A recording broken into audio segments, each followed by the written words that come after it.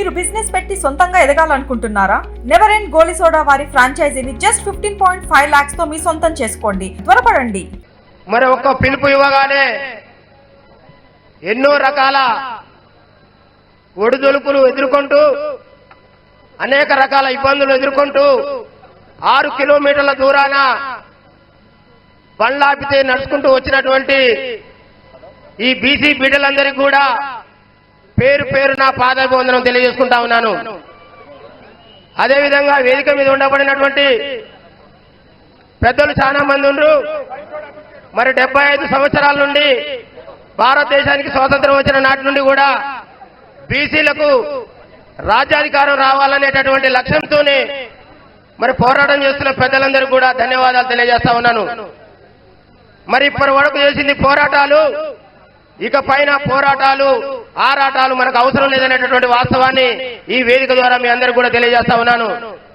ఎందుకంటే ఈ తెలంగాణ రాష్ట్రం వస్తే బీసీల బతుకులు బాగుపడతాయని నమ్మి మరి వాళ్ళ మా అక్క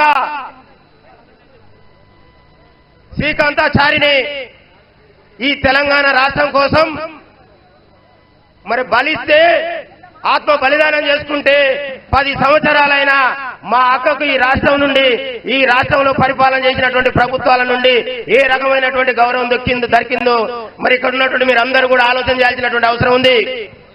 ఒక్క శ్రీకాంతాచార్య కాదు, మరి అలాంటి వాళ్ళు ఎంతో మంది త్యాగాలు చేసినటువంటి చరిత్ర భారతదేశ స్వతంత్ర పోరాటం నుండి మరి తెలంగాణ సాయుధ పోరాటం నుండి మరి నేటి వరకు కూడా నడుస్తా ఉంది.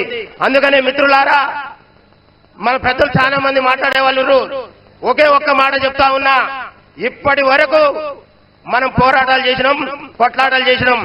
ఇప్పుడు ఎవరితోని కొట్లాట మనకు అవసరం లేదు, ఎవరితోని పోరాటం మనకు అవసరం లేదు.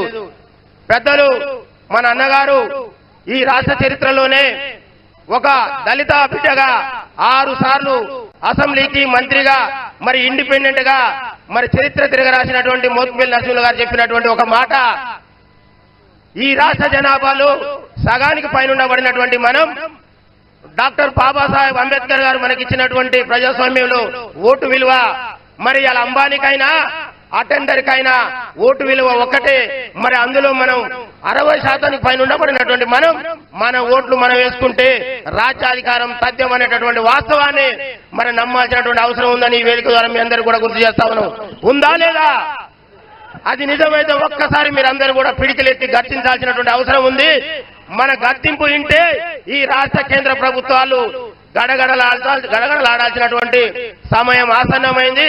మనకొక తీన్మార్ మల్లన్న రూపంలో బీసీలకు ఒక మొగోడు ఒక మనగాడు దొరికిండు, ఆయనని వదిలిపెట్టేది లేదు. ఈ రాష్ట్రంలో బీసీలకు రాజ్యాధికారం వచ్చుడు మరి తీన్మార్ మల్లన్ననే ఏం చేసుకుందాం, ముఖ్యమంత్రి అవుడు. ఈ రెండే మన ముందుండేని ఈ సందర్భంగా తెలియజేస్తూ మరి నాకు ఈ అవకాశం, ఎందుకంటే చాలా మంది పెద్దలు నేను ఎక్కువ సమయం తీసుకోవద్దు కాబట్టి మరి అవకాశం ఇచ్చినటువంటి మిత్రులందరూ కూడా పేరు పేరున మరొకసారి ఈ వేదిక ముందు ఉన్నప్పుడు మీ అందరికీ కూడా పాదాభివందనాలు తెలియజేసుకుని ముగిస్తున్నాను. జై బీసీ.